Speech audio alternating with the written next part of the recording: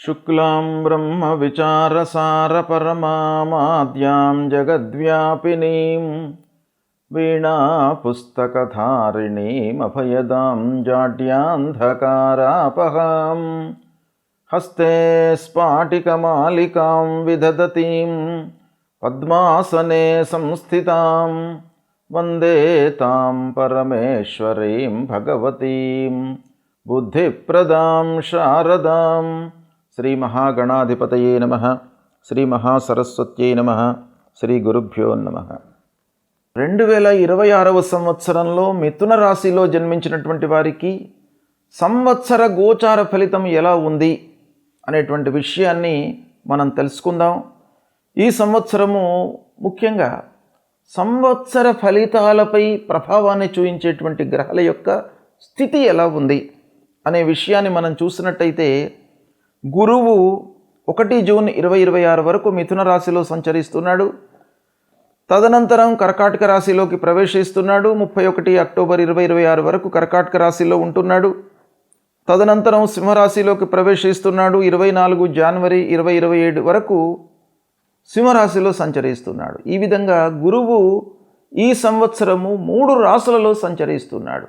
రాశిత్రయ సంచారం అన్నమాట. ఇక శనీశ్వరుడు మీనరాశిలో సంచరిస్తున్నాడు.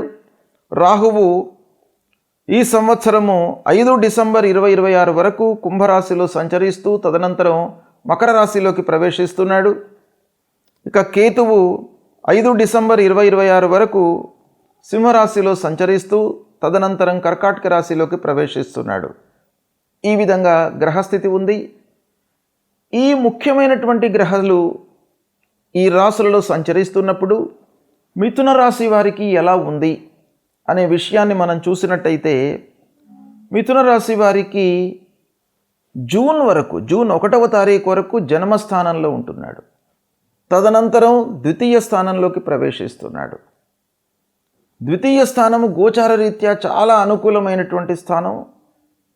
ఇక తదనంతరం చివరిలో 31 అక్టోబర్ నుండి సంవత్సరం చివరి వరకు కూడాను 3వ స్థానంలో సంచరిస్తున్నాడు. ఇది విక్రమ స్థానం. 3వ స్థానం గోచార రీత్యా ప్రతికూలమే అయినప్పటికీ మీరు ప్రయత్నం చేస్తే ఫలితము వస్తుంది అనేటువంటి విషయం మనకు ఈ స్థానం మూలకంగా తెలుస్తుంది. కనుక ఓవరాల్గా గురు భగవానుడి యొక్క అనుకూలత ఉంది. ఇక శని 10వ స్థానంలో ప్రతికూలంగా ఉన్నాడు. రాహువు 9వ స్థానంలో సంచరిస్తున్నాడు, ప్రతికూలంగా ఉన్నాడు. కేతువు 3వ స్థానంలో అనుకూలంగా ఉన్నాడు. ఈ విధంగా ఈ 4 గ్రహాల యొక్క సంచారము ఉంది. అయితే ఓవరాల్గా చూసినట్టయితే ఈ సంచారం వల్ల ఈ సంవత్సరము మిథున రాశి వారికి అదృష్టం కలిసి వస్తుంది.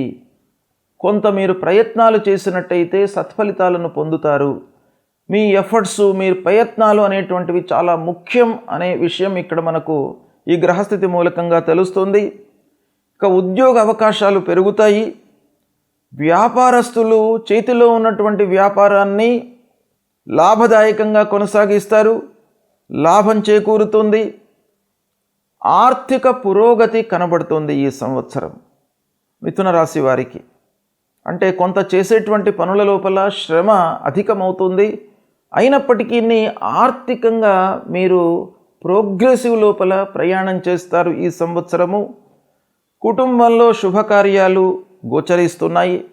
శుభకార్యాలు జరగడము, మీరు శుభకార్యాలకు హాజరు కావడము, వివాహ ప్రయత్నాలు చాలా అనుకూలిస్తాయి ఈ సంవత్సరము. ఆరోగ్యము మెరుగుపడుతుంది. అయితే కొంత వర్క్ లోడ్ మూలకంగా మీరు నిర్లక్ష్యం చేసేటువంటి అవకాశము ఉంది. పూర్వం మీరు నిర్లక్ష్యం చేయడం మూలకంగా కొంత ఇబ్బందులు అనుభవించారు ఆరోగ్యపరంగా. అయితే ఈ సంవత్సరము ఆరోగ్యము చాలా మెరుగుపడేటువంటి అవకాశము ఉంది. విదేశీ ప్రయాణాలు కలిసి వస్తాయి. విదేశీ ప్రయాణం చేస్తారు. ఇక బిజినెస్ లోపల ఉన్నటువంటి వాళ్ళు, రియల్ ఎస్టేట్ లోపల ఉన్నటువంటి వాళ్ళు, కన్స్ట్రక్షన్ రంగం లోపల ఉన్నటువంటి వాళ్ళు కొత్త ప్రాజెక్టులు అందుతాయి, వాటిని ప్రారంభిస్తారు. ఇక రాజకీయ నాయకులకు నాయకత్వ లక్షణాలు ఈ సంవత్సరం బాగా కనబడుతున్నాయి. వారి యొక్క మాటకు విలువ పెరుగుతుంది సమాజం లోపల. శత్రువులపై విజయాన్ని సాధిస్తారు. విద్యార్థులకు కూడాను ఈ సంవత్సరం చాలా అనుకూలమైనటువంటి సమయము. భూమి కొనుగోలు చేస్తారు. సోదరులు, ఆత్మీయులు, బంధువుల యొక్క సహాయ సహకారాలు లభిస్తాయి. దైవభక్తి పెరుగుతుంది. ధైర్యంతో ఆలోచించి సమయస్ఫూర్తితో మీరు నిర్ణయాలు తీసుకుంటారు. సామాజిక గౌరవము లభిస్తుంది. శని వల్ల కొంత శ్రమ, మానసిక ఒత్తిడి కొంత కనబడుతుంది. అయినప్పటికీ పరిచయాలు మీకు ఏర్పడడం మూలకంగా పనుల లోపల సాఫల్యత గోచరిస్తుంది. వ్యాపారంలో ఒప్పందాలు చేసుకుంటారు. ఆదాయం స్థిరంగా ఉంటుంది. ప్రయాణ లాభము కనబడుతుంది. సంవత్సరం మొత్తం కూడాను ఉత్తమమైనటువంటి ఫలితాలు గోచరిస్తున్నాయి. ఈ సంవత్సరము 2026వ సంవత్సరము మిథున రాశి వారికి అనుకూలమైనటువంటి ఫలితాలు ఉంటాయి ఓవరాల్గా మనం చూసినట్టయితే. అయితే ఈ సంవత్సరము ఏ గ్రహాలు ప్రతికూలంగా ఉన్నాయి అనే విషయాన్ని మనం చూసినట్టయితే శని దశమ స్థానము, రాహు భాగ్యస్థానము, ఇవి రెండు కొంత ప్రభావాన్ని చూపిస్తాయి. అంటే కొంత ఆలస్యానికి, కొంత శ్రమ మీకు ఎక్కువగా పెట్టడానికి ఈ రెండు గ్రహాలు కారణం అవుతాయి. కనుక ఈ రెండు గ్రహాలకు సంబంధించినటువంటి శని, రాహువుకు సంబంధించినటువంటి మూల మంత్రాన్ని మీరు ప్రతినిత్యం కూడాను జపించండి. ముఖ్యంగా శని, రాహువులకై విష్ణు సహస్రనామ పారాయణం చేసుకోండి. బుధవారం పూట కానివ్వండి, శనివారం కానీ మీరు విష్ణు సహస్రనామ పారాయణం చేసినట్టయితే ఆ నారాయణుని యొక్క అనుగ్రహం మూలకంగా శని వలన, రాహువు వలన కలిగేటువంటి దుష్ప్రభావము దూరమవుతుంది. ఇకపోతే మీరు ఈ రాహువు శని ప్రీత్యర్థమై అమ్మవారి దేవాలయానికి కూడాను వెళ్ళండి. నిత్యం హనుమాన్ చాలీసా చదవండి. ఈ విధంగా చేసినట్టయితే మీకు మిథున రాశి వారికి ఈ సంవత్సరం బాగా కలిసి వస్తుంది. ఈ అవకాశాన్ని మీరు సద్వినియోగపరుచుకొని సమయానికి నిర్ణయాలు తీసుకుంటూ కొంత మీరు మీ లోపల అంతర్లీనంగా ఉన్నటువంటి ఆ స్కిల్స్ను మీరు ఉపయోగించినట్టయితే చాలా సత్ఫలితాలు ఈ మిథున రాశి వారికి ఈ సంవత్సరం కలిగేటువంటి అవకాశాలు ఉన్నాయి. దీన్ని సద్వినియోగపరచుకోండి. 2026వ సంవత్సరంలో మిథున రాశిలో జన్మించినటువంటి వారికి సంవత్సర గోచార ఫలితం ఎలా ఉంది అనేటువంటి విషయాన్ని మనం తెలుసుకుందాం. ఈ సంవత్సరము ముఖ్యంగా సంవత్సర ఫలితాలపై ప్రభావాన్ని చూపించేటువంటి గ్రహాల యొక్క స్థితి ఎలా ఉంది అనే విషయాన్ని మనం చూసినట్టయితే గురువు 1 జూన్ 2026 వరకు మిథున రాశిలో సంచరిస్తున్నాడు. తదనంతరం కర్కాటక రాశిలోకి ప్రవేశిస్తున్నాడు. 31 అక్టోబర్ 2026 వరకు కర్కాటక రాశిలో ఉంటున్నాడు. తదనంతరం సింహరాశిలోకి ప్రవేశిస్తున్నాడు. 24 జనవరి 2027 వరకు సింహరాశిలో సంచరిస్తున్నాడు. ఈ విధంగా గురువు ఈ సంవత్సరము 3 రాశులలో సంచరిస్తున్నాడు. రాశి త్రయ సంచారం అన్నమాట. ఇక శనేశ్వరుడు మీనరాశిలో సంచరిస్తున్నాడు. రాహువు ఈ సంవత్సరము 5 డిసెంబర్ 2026 వరకు కుంభరాశిలో సంచరిస్తూ తదనంతరం మకర రాశిలోకి ప్రవేశిస్తున్నాడు. ఇక కేతువు 5 డిసెంబర్ 2026 వరకు సింహరాశిలో సంచరిస్తూ తదనంతరం కర్కాటక రాశిలోకి ప్రవేశిస్తున్నాడు.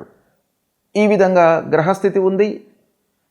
ఈ ముఖ్యమైనటువంటి గ్రహాలు ఈ రాశులలో సంచరిస్తున్నప్పుడు మిథున రాశి వారికి ఎలా ఉంది అనే విషయాన్ని మనం చూసినట్టయితే మిథున రాశి వారికి జూన్ 1వ తారీఖు వరకు జన్మస్థానంలో ఉంటున్నాడు. తదనంతరం ద్వితీయ స్థానంలోకి ప్రవేశిస్తున్నాడు. ద్వితీయ స్థానము గోచార రీత్యా చాలా అనుకూలమైనటువంటి స్థానం. ఇక తదనంతరం చివరిలో 31 అక్టోబర్ నుండి సంవత్సరం చివరి వరకు కూడాను 3వ స్థానంలో సంచరిస్తున్నాడు. ఇది విక్రమ స్థానం. 3వ స్థానం గోచార రీత్యా ప్రతికూలమే. అయినప్పటికీ మీరు ప్రయత్నం చేస్తే ఫలితము వస్తుంది అనేటువంటి విషయం మనకు ఈ స్థానం మూలకంగా తెలుస్తుంది. కనుక ఓవరాల్గా గురు భగవానుడి యొక్క అనుకూలత ఉంది. ఇక శని దశమ స్థానంలో ప్రతికూలంగా ఉన్నాడు. రాహువు 9వ స్థానంలో సంచరిస్తున్నాడు, ప్రతికూలంగా ఉన్నాడు. కేతువు 3వ స్థానంలో అనుకూలంగా ఉన్నాడు. ఈ విధంగా ఈ 4 గ్రహాల యొక్క సంచారము ఉంది.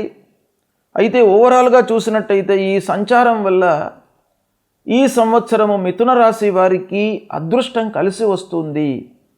కొంత మీరు ప్రయత్నాలు చేసినట్టయితే సత్ఫలితాలను పొందుతారు.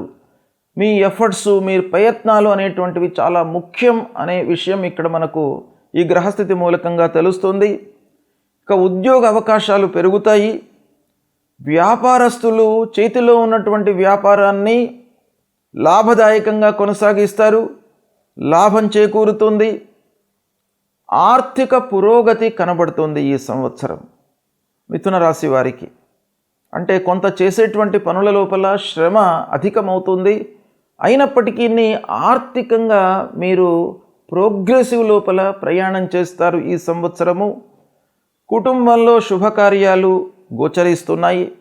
శుభకార్యాలు జరగడము, మీరు శుభకార్యాలకు హాజరు కావడము, వివాహ ప్రయత్నాలు చాలా అనుకూలిస్తాయి ఈ సంవత్సరము. ఆరోగ్యము మెరుగుపడుతుంది.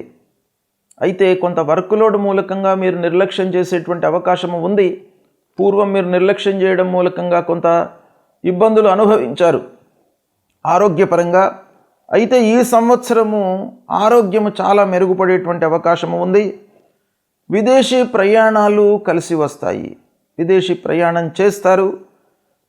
ఇక బిజినెస్ లోపల ఉన్నటువంటి వాళ్ళు, రియల్ ఎస్టేట్ లోపల ఉన్నటువంటి వాళ్ళు, కన్స్ట్రక్షన్ రంగం లోపల ఉన్నటువంటి వాళ్ళు కొత్త ప్రాజెక్టులు అందుతాయి, వాటిని ప్రారంభిస్తారు. ఇక రాజకీయ నాయకులకు నాయకత్వ లక్షణాలు ఈ సంవత్సరం బాగా కనబడుతున్నాయి. వారి యొక్క మాటకు విలువ పెరుగుతుంది సమాజం లోపల. శత్రువులపై విజయాన్ని సాధిస్తారు. విద్యార్థులకు కూడాను ఈ సంవత్సరం చాలా అనుకూలమైనటువంటి సమయము. భూమి కొనుగోలు చేస్తారు. సోదరులు, ఆత్మీయులు, బంధువుల యొక్క సహాయ సహకారాలు లభిస్తాయి. దైవభక్తి పెరుగుతుంది. ధైర్యంతో ఆలోచించి సమయస్ఫూర్తితో మీరు నిర్ణయాలు తీసుకుంటారు. సామాజిక గౌరవము లభిస్తుంది. శని వల్ల కొంత శ్రమ, మానసిక ఒత్తిడి కొంత కనబడుతుంది. అయినప్పటికీ పరిచయాలు మీకు ఏర్పడడం మూలకంగా పనుల లోపల సాఫల్యత గోచరిస్తుంది. వ్యాపారంలో ఒప్పందాలు చేసుకుంటారు. ఆదాయం స్థిరంగా ఉంటుంది. ప్రయాణ లాభము కనబడుతుంది. సంవత్సరం మొత్తం కూడాను ఉత్తమమైనటువంటి ఫలితాలు గోచరిస్తున్నాయి. ఈ సంవత్సరము 2026వ సంవత్సరము మిథున రాశి వారికి అనుకూలమైనటువంటి ఫలితాలు ఉంటాయి ఓవరాల్గా మనం చూసినట్టయితే. అయితే ఈ సంవత్సరము ఏ గ్రహాలు ప్రతికూలంగా ఉన్నాయి అనే విషయాన్ని మనం చూసినట్టయితే శని దశమ స్థానము, రాహు భాగ్యస్థానము, ఇవి రెండు కొంత ప్రభావాన్ని చూపిస్తాయి. అంటే కొంత ఆలస్యానికి, కొంత శ్రమ మీకు ఎక్కువగా పెట్టడానికి ఈ రెండు గ్రహాలు కారణం అవుతాయి. కనుక ఈ రెండు గ్రహాలకు సంబంధించినటువంటి శని, రాహువుకు సంబంధించినటువంటి మూల మంత్రాన్ని మీరు ప్రతినిత్యం కూడాను జపించండి. ముఖ్యంగా శని, రాహువులకై విష్ణు సహస్రనామ పారాయణం చేసుకోండి. బుధవారం పూట కానివ్వండి, శనివారం కానీ మీరు విష్ణు సహస్రనామ పారాయణం చేసినట్టయితే ఆ నారాయణుని యొక్క అనుగ్రహం మూలకంగా శని వలన, రాహువు వలన కలిగేటువంటి దుష్ప్రభావము దూరమవుతుంది. ఇకపోతే మీరు ఈ రాహువు శని ప్రీత్యర్థమై అమ్మవారి దేవాలయానికి కూడాను వెళ్ళండి. నిత్యం హనుమాన్ చాలీసా చదవండి. ఈ విధంగా చేసినట్టయితే మీకు మిథున రాశి వారికి ఈ సంవత్సరం బాగా కలిసి వస్తుంది. ఈ అవకాశాన్ని మీరు సద్వినియోగపరుచుకొని సమయానికి నిర్ణయాలు తీసుకుంటూ కొంత మీరు మీ లోపల అంతర్లీనంగా ఉన్నటువంటి ఆ స్కిల్స్ను మీరు ఉపయోగించినట్టయితే చాలా సత్ఫలితాలు ఈ మిథున రాశి వారికి ఈ సంవత్సరం కలిగేటువంటి అవకాశాలు ఉన్నాయి. దీన్ని సద్వినియోగపరచుకోండి. ఈ 2026వ సంవత్సరంలో ముఖ్యంగా గురువు 3 రాశులలో సంచరిస్తున్నాడు. అంటే వ్యక్తిగతంగా మనం ఆలోచించినట్టయితే రాశిత్రయ సంచారము కొంత అనుకూలతను ఇస్తుంది. అయినప్పటికీ రాశిత్రయ సంచారం మూలకంగా కొన్ని ఇబ్బందులు కూడాను ఒక పక్కన ఉంటాయి. కనుక గురు భగవానుణ్ణి మీరు పూజించడము మంచిది. అంటే గురు భగవానుడు అనంటే సద్గురువులను సేవించండి. ఈ సంవత్సరము ధార్మిక ప్రచారం లోపల ఎవరైతే వాళ్ళ జీవితాన్ని మొత్తం కూడాను సమాజానికి, సంఘానికి, మనుష్యులకు అర్పణ చేస్తారో అలాంటి వాళ్లను మీరు సేవించడం మూలకంగా మీకు సత్ఫలితాలు కలుగుతాయి. అంతేకాకుండా తల్లిదండ్రులను మీరు సేవించండి.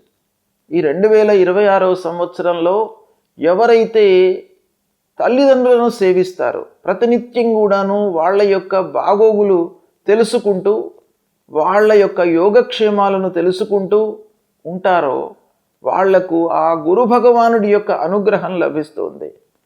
కనుక అది చెయ్యండి.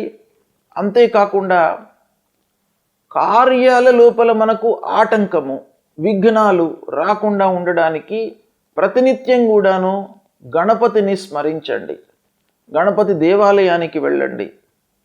ఆ గణపతి మూలకంగా మీరు చేసేటువంటి పనుల లోపల ఆకస్మికమైనటువంటి ఆటంకాలు లేకుండా ఉంటాయి. కాబట్టి ఆ గణపతి యొక్క అనుగ్రహం మీకు బాగా కావాలి. ఇక మీరు ఉన్నటువంటి స్థితిని అలాగే ఉంచడానికి ఆ విష్ణువు యొక్క అనుకూలత, అనుగ్రహము మీకు కావాలి. కాబట్టి విష్ణు సహస్రనామ పారాయణం చేయండి.